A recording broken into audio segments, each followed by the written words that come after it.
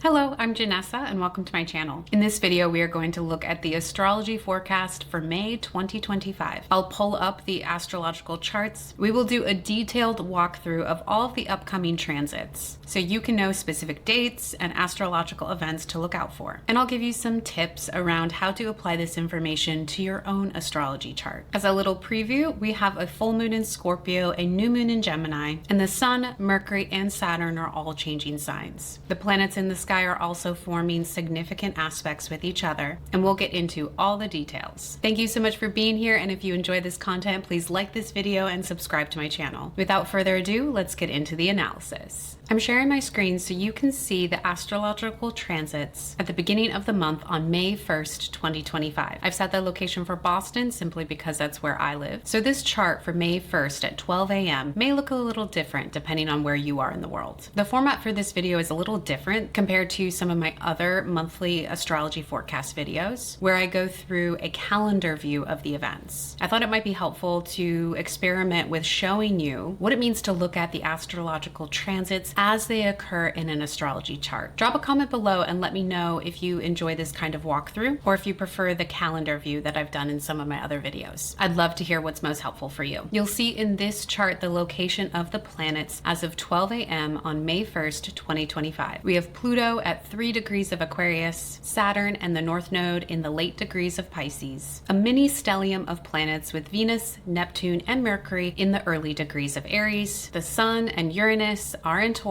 The Moon is closely conjunct Jupiter in the sign of Gemini. Mars is in the early degrees of Leo. And of course, we have the South Node exactly opposite the North Node, placing it in the sign of Virgo. And what I'll do here is add on a second chart around the start for this month. And I have it set for 11:59 p.m. on April 30th. I have this chart for the transits set up this way so we can follow the transits day by day and see how the planets move through the astrology chart and signs over time. The reason why I have it set at 11:59 is just so it makes it easy to advance it one day and see what happened over the course of that day. For example, if we advance this one day to 11:59 p.m. on May 1st, you'll see in the outer chart how Uranus is at 26 degrees of Taurus. And on May 1st, it will have completed its trine with the South Node at 26 degrees of Virgo, and therefore a sextile with the North Node at 26 degrees of Pisces. What's interesting about this month, May 2025, is that May 1st, we kick off the month with this aspect between Uranus and the nodes of the moon. And over the course of the month, once the Sun and Mercury move into position in the sign of Taurus, we actually have the Sun forming those exact same aspects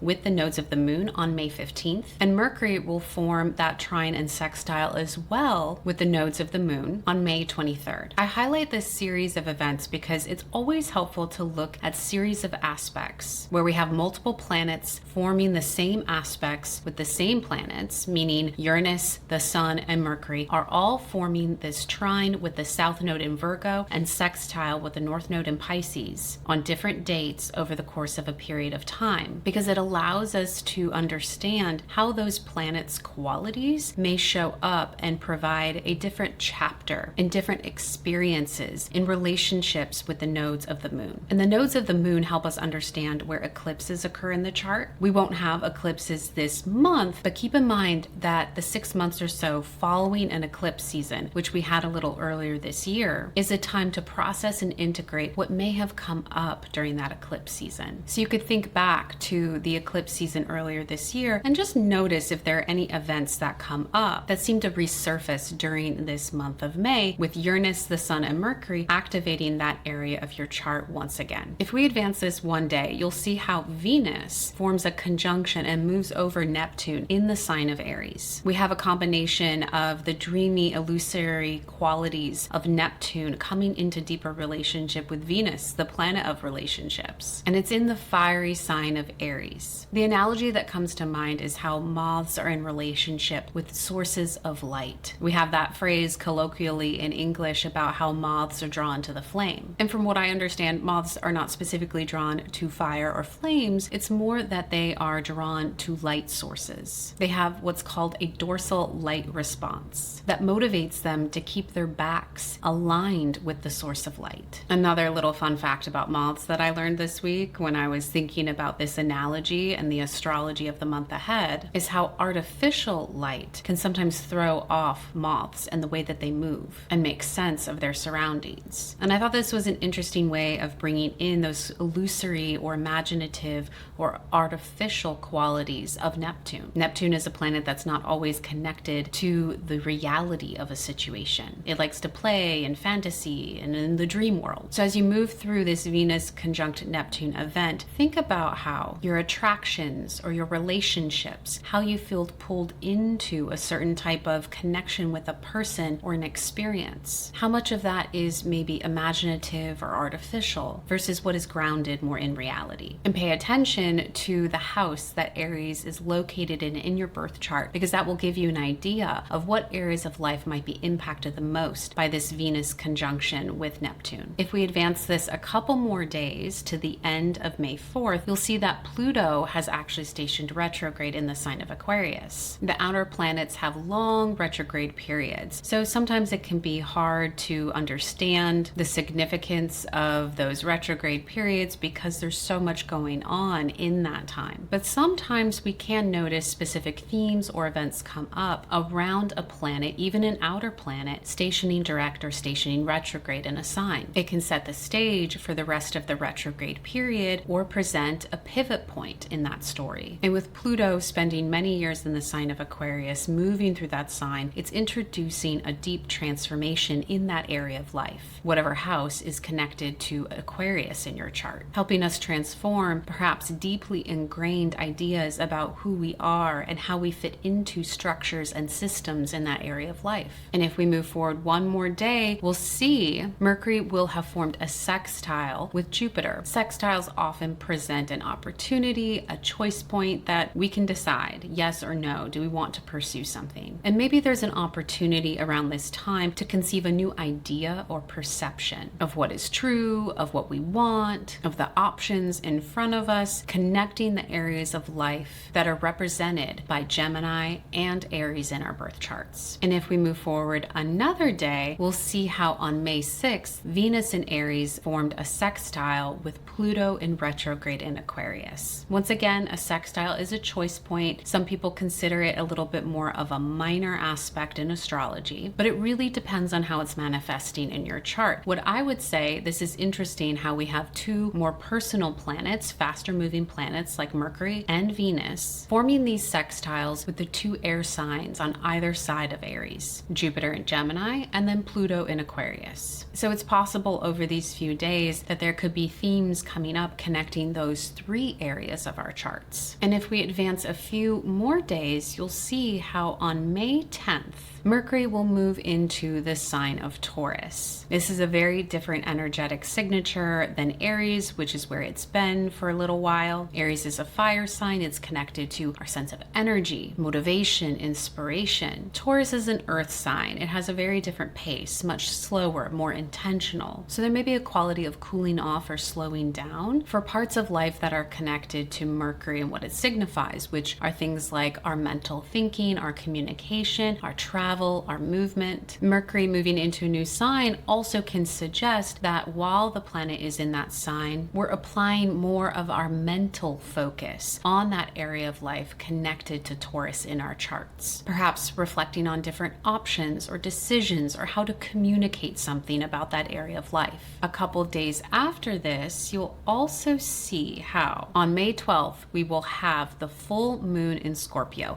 And I'll get into the details of that full moon in a separate video. Make sure to subscribe to my channel if you want that information. And on the same day as the full moon in Scorpio, we have Mercury still in the early degrees of Taurus forming a square with Pluto now in retrograde in Aquarius. The combination of these events on the same day on May 12th highlight an emotional intensity and depth. an invitation to go beyond just surface level thinking or feelings, to get connected to more of a root cause, something that is potentially stirring up some form of tension or conflict that ultimately is part of a larger story for our transformation in relationship to Aquarius in that area of our charts, and how that is being fed by the Sun and Mercury in Taurus and that area of our charts, and what is coming to the surface with this depth of the moon in Scorpio. And as I said, as we move to May 15th, that's the day where the Sun is forming that trine, as I mentioned, with the South Node in Virgo and the sextile with the North Node in Pisces. So you'll get chapter 2 of that story for the month. And this is leading to one of the more significant events of the month, which is happening on May 17th. We have the Sun forming a conjunction with Uranus in Taurus. And at that point, Mercury is still in Taurus. It's gaining, it's getting closer to the Sun and Uranus. And this is another multi-part story because Mercury will actually form a conjunction with Uranus as well on May 24th. We get the first chapter, in a sense, with the Sun providing some sort of exposure or illumination or clarification. These are all qualities of the Sun and how it brings in its light, and applying that illumination to Uranus, which can be associated with a lot of different themes. I did a whole other video on Uranus and Taurus. You can check that out. I'll put a link in this video for that. But at high level, Uranus is related to innovation, technology, counterculture themes, essentially those experiences where we go against the norm. We want to create a different kind of experience than perhaps what is celebrated or valued at more of a social or cultural level. So I think of the Sun conjunction with Uranus as more of an instigation point, and Mercury, when it will conjoin Uranus later in the month on the 24th, that's where we're bringing in more of our mental processing. How do we integrate that in our thoughts and our beliefs, and how we move through the world, potentially physically, but also figuratively. On the next day, on May 18th, we have Mercury in Taurus squaring off with Mars in Leo. As I mentioned, Mercury in Taurus can bring in more of that tendency or desire to want to settle, to connect to what is more earthy and grounded. And Mars in Leo honestly just wants to express, to take action, to initiate. And with a square, there could be a situation that presents itself where there is a bit of tension between those two desires. Friction between the desire to stay put or solidify in the Taurus areas of our chart, but also this desire to create, to light a spark in the Aries area of our chart. And on the same day, Jupiter in Gemini on May 18th is squaring off with the nodes of the moon as well. Gemini is not the most comfortable location for Jupiter because Gemini is ruled by Mercury. So while Jupiter is expansive and is oriented around growth and abundance, sometimes we can experience Jupiter in Gemini as almost a paradox of choice, where we have a multitude of choices represented by Gemini. And on one hand, that could feel a bit liberating, perhaps connecting us to a sense of freedom. But on the other hand, it can also lead to some overwhelm. So around May 18th, just keep that in mind with any decisions that are coming up. Connect to your inner sense of knowing and intuition to determine how quickly you really need to respond to a situation. Is it appropriate to go faster, or is it more appropriate to slow down? And if we advance this chart to the end of May 20th, you'll see that on the 20th, the Sun in Taurus forms a sextile with Saturn in Pisces. And that happens right before the Sun moves into the sign of Gemini and we enter Gemini season. This is a quick couple events that are happening, potentially Saturn bringing in this quality of hesitation, and then the Sun moving into the sign of Gemini, where it will bring its light and its focus for the weeks to come. The Sun moving into a new sign can often be connected to a shift in how we perceive ourselves, or just where we're applying much of our focus. The area of your chart connected to Gemini could be a focus area for the weeks following this event. And this is important to keep in mind because if you recall, at the beginning of May, we had the Sun in Taurus, but Mercury Mercury was still in Aries. And over the course of this month, we have both the Sun and Mercury completing their transits through the sign of Taurus. And by the end of the month, both will be in Gemini, which means they're both forming aspects with Saturn and the North Node late in Pisces, as well as Neptune in early Aries. And let's advance the chart so we can start to see how that plays out. And I will note on May 22nd, you'll see how Venus, still in Aries, is forming a trine with Mars in Leo. This is an opening of fiery energy between these two areas of our lives, Aries and Leo. Venus represents the way we want to bond or attach, and Mars can represent how we need to sever or create some distance. So around May 22nd, we can notice how in relationships, we're going to have this balancing act between closeness and the desire to individuate and potentially even remove ourselves from certain situations, relationships, or experiences. On that same day, the Sun in Gemini will form a sextile with Neptune in Aries, potentially presenting a new way to see something and imagine possibilities or potentials that we haven't considered before. The next day, we have Mercury forming its trine with the South Node and sextile with the North Node, as I mentioned earlier, finishing off that three-part series for the month. Uranus, the Sun, and Mercury forming those specific aspects with the nodes of the Moon. And May 24th, when we get there, is going to be one of the more significant dates of the month. We have three different aspects to pay attention to. We have the Sun in Gemini forming a trine with Pluto in retrograde in Aquarius. We have Mercury forming its conjunction with Uranus in Taurus. And on the same day, Saturn will move into the sign of Aries, meaning it is getting closer and closer to Neptune. These two planets will not form an exact conjunction until February of 2026. But I would say pay close attention to what happens around May 24th because it signifies the start of a series of events or experiences that will intensify into July of this year, where Saturn will get as close as possible to Neptune in 2025. Both planets will retrograde, and as I said, they won't form their exact conjunction in the sign of Aries until next year. But there will potentially be an intense build up and a suggestion of what could happen in February of 2026 in this area of our lives. So pay attention to where Aries is in your chart, what house it's connected to. And on dates like May 24th, it is a little bit more challenging to discern what specifically is coming to the surface because we have multiple transits happening on that day. But I wouldn't be surprised if more of what we'll notice is what's happening in the Aries area of our charts. And then a secondary transit, of course, is that Mercury conjunction with Uranus in Taurus. And the end of the month just keeps on giving because the next day, Mercury moves into the sign of Gemini. And as a result, it will form its sextile with Saturn in Aries. We're going to have a lot of Gemini energy at the end of the month because on the next day, we have Mercury forming a sextile with Neptune in Aries, and we also have the new moon in Gemini. I'll talk about it more in detail in that other new moon video that will come out later this month.